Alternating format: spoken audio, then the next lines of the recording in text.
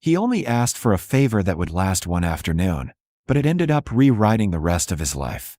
When a 73-year-old war veteran walked into a roadside diner and asked a feared biker to pretend to be his son, no one inside realized they were about to witness the moment a lonely man, a predatory scheme, and a hidden act of courage collided. This is how it began. The bell above the door of Redwood Trail Diner rang with its usual tired jingle, instantly swallowed by the low thunder of motorcycle engines settling outside like distant artillery. Conversation stalled. Silverware paused mid-clink. Everyone knew that sound. 5 bikes. Heavy. Expensive. The kind of presence you felt before you saw it. A group of men in worn leather vests stepped inside, road dust still clinging to their boots, patches stitched with symbols that made people avert their eyes. They weren't loud. They didn't need to be. They moved with the unhurried confidence of men who never asked for space because space was always given. At their center was a tall, broad-framed rider with iron gray hair pulled into a short tie at his neck, his face carved by years of wind, sun, and choices that couldn't be undone. His road name was Cole, and when he scanned the diner, his eyes missed nothing.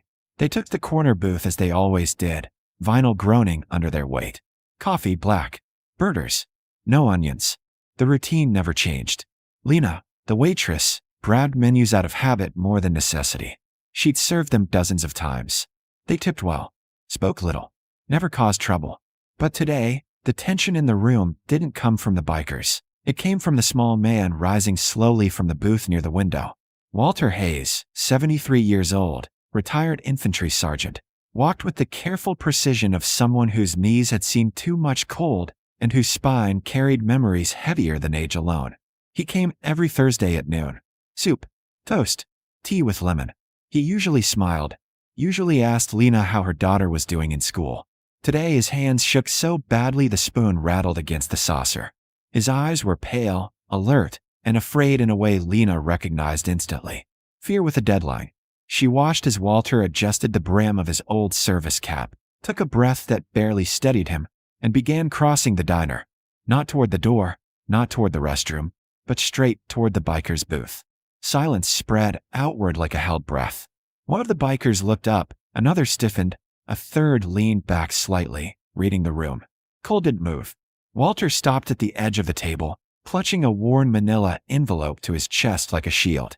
His voice, when it came, was quiet but steady, trained by years of issuing commands over chaos. "Sir," he said, eyes fixed on Cole, "I know this is strange. I know I shouldn't be asking."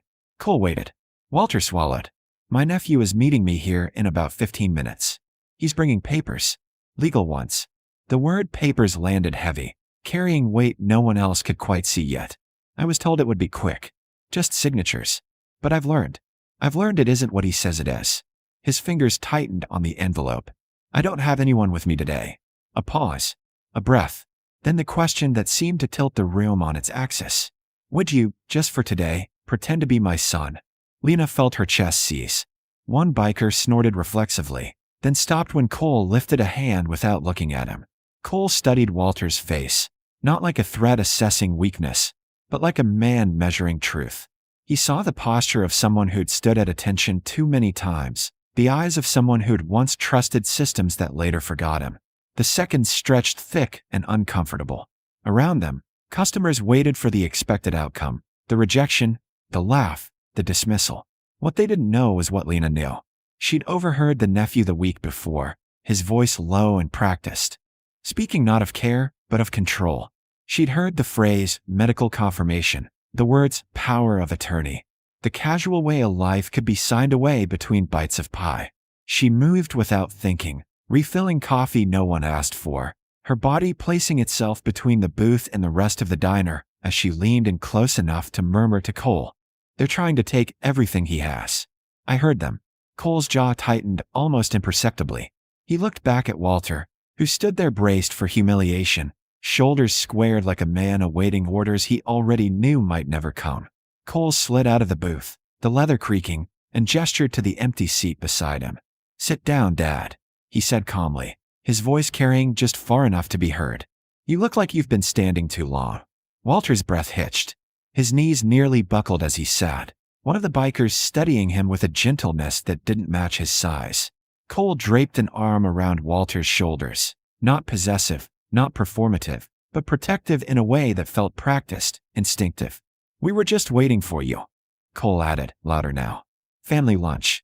And in that moment, the dynamic shifted. The bikers leaned in, voices rising, asking Walter about his week, about the weather, about whether he still hated tomatoes like he used to. They built a wall of normalcy around him, brick by brick, joke by joke, until the fear in Walter's eyes began to soften, replaced by something fragile and unfamiliar. Hope. Lena watched from behind the counter, heart pounding, knowing this was only the beginning, because the papers were coming. And when they did, this fragile performance would be tested against something far uglier than suspicion. The moment he walked through the door, the plan began to unravel. The bell above the entrance rang again, sharp and intrusive, and every instinct Walter had honed over decades of military service screamed that the clock had just run out. Evan Brooks, his nephew, stepped inside with the confident stride of a man who believed the outcome was already decided, a slim leather briefcase swinging from his hand like a quiet promise of victory. His wife Marianne followed half a step behind, perfectly groomed, eyes scanning the diner with faint irritation, already annoyed at the inconvenience of having to be here at all. Their gaze locked onto Walter's usual window booth, then stalled. The table was full. Not just full, occupied in a way that felt wrong. Walter wasn't alone, wasn't hunched over his tea, waiting to be guided through legal jargon. He was seated at the center of a half circle of leather and muscle, a massive gray-haired biker's arm resting comfortably around his shoulders as if it had always belonged there.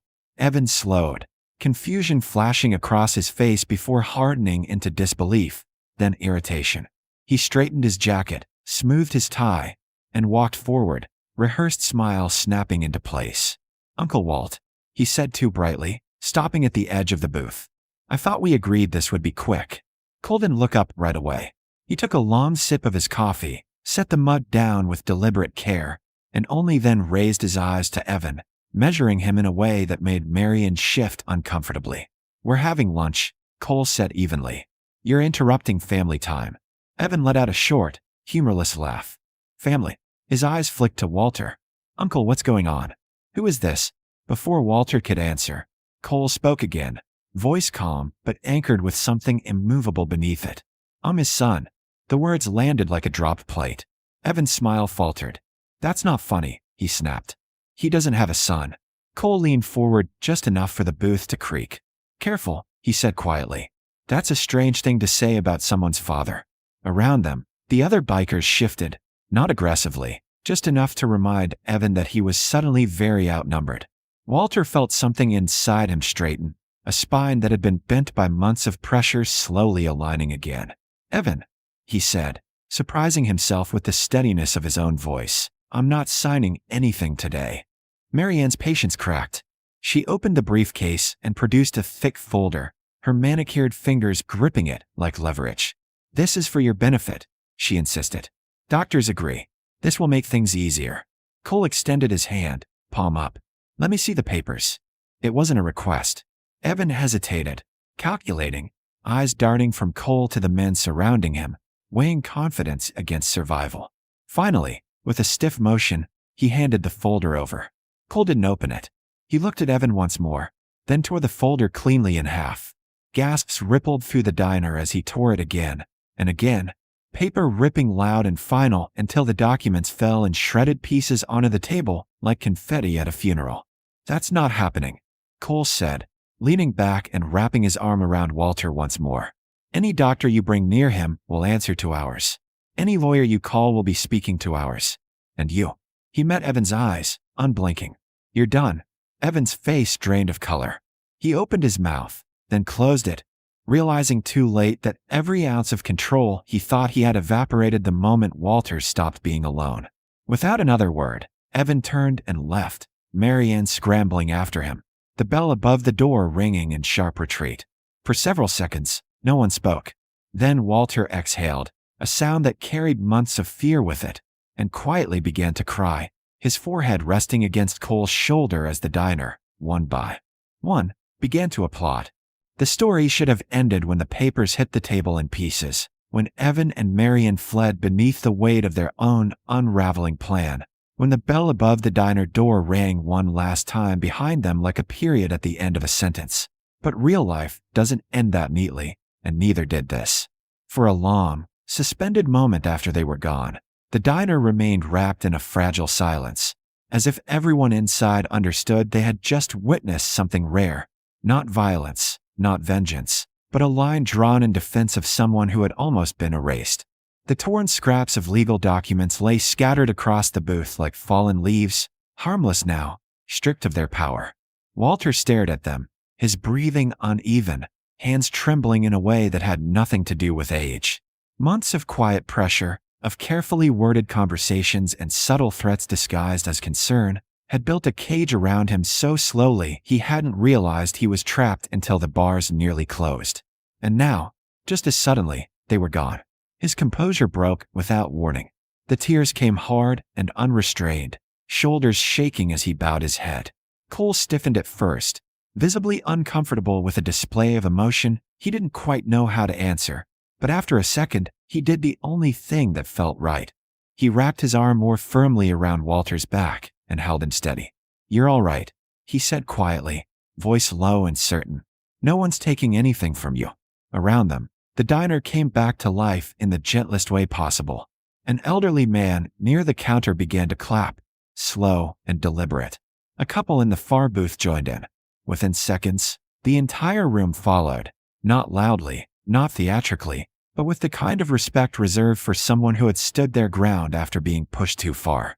Lena turned away to hide the tears in her eyes, overwhelmed by the realization that one whispered warning had tipped the balance between ruin and rescue.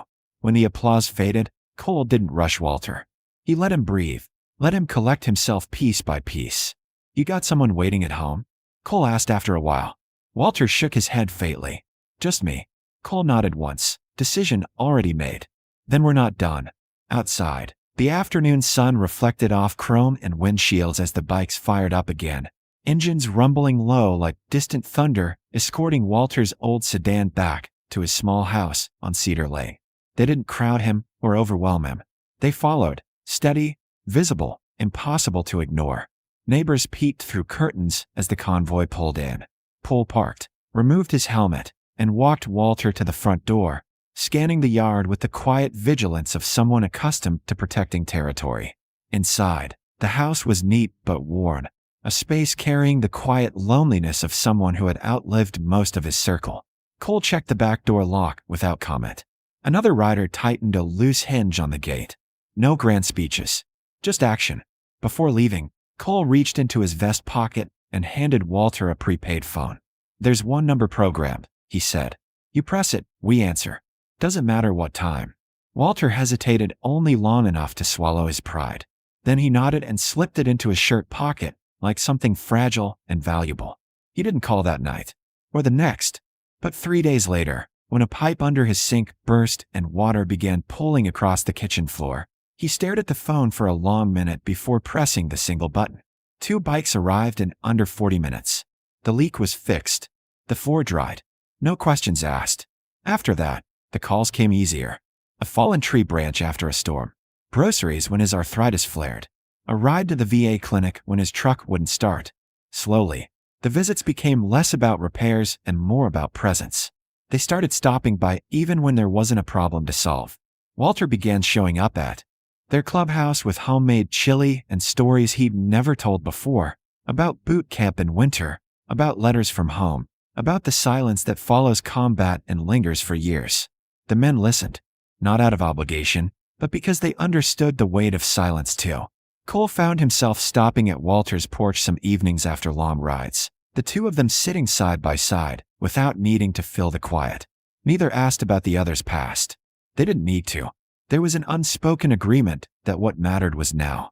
Meanwhile, Evan's plan unraveled quickly. An anonymous report triggered an investigation into the attempt to secure power of attorney under questionable medical claims. The doctor who had agreed to evaluate Walter withdrew. Legal scrutiny followed.